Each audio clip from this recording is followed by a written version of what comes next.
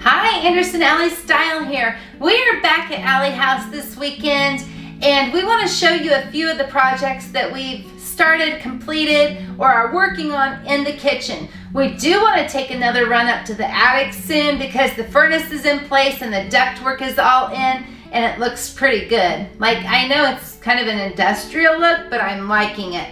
But let's focus on the kitchen. Some of it went really well and some of it didn't go exactly how we expected. So we're going to show you what's happening over here.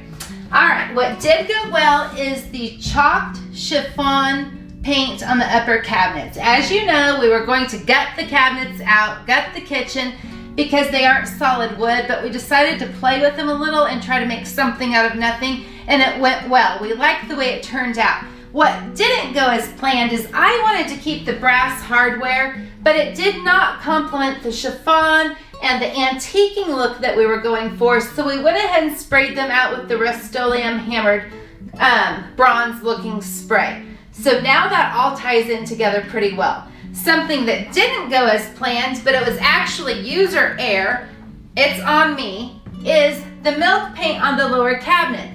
Our inspiration color is Lucerne by Benjamin Moore. It's a real rich, vibrant country blue, but what we ended up with was navy. This was my fault because I was just looking at the paint color in the clear plastic tub and it looked pretty close to our inspiration paint, but had I read and paid a little better of attention, the milk paint clearly says that it's going to dry down to navy. And it truly does. If you want a true navy color, and navy is a neutral color, like we could absolutely leave this, but it's not what we were going for, so we're gonna switch it up and go with our Lucerne color.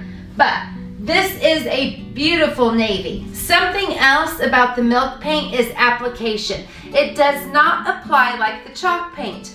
I love chalk paint because I have the patience of a gnat. I like immediate gratification and I like easy. Chalk paint is easy, y'all. It will adhere to anything.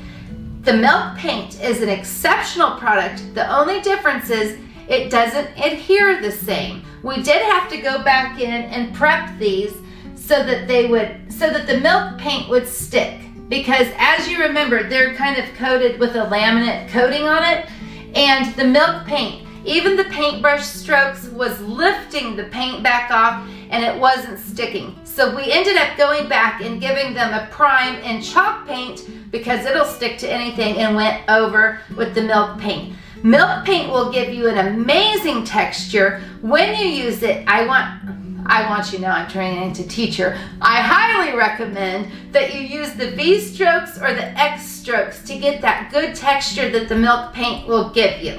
So we can't really say that this is a bad paint or a bad paint color. It was user error. It clearly says that it's going to be navy, and they are telling the truth. It's a beautiful navy color. It's just not the color we were going for.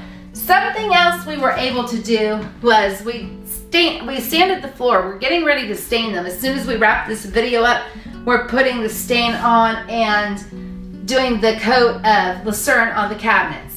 But we didn't give them a perfectly even sanding because we want that rustic weathered look.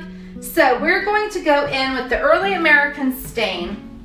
I am loving Early American, and that must make my mother's heart sing because I grew up with everything in the Early American wood tones, and I'm coming back to my roots because I'm loving it. I've always been more prone to stain things in a dark walnut finish, but I'm loving the Early American in our somewhat farmhouse rustic country kitchen. Another thing we were able to do is we hung the hutch top that we're going to use as a cabinet here in the kitchen.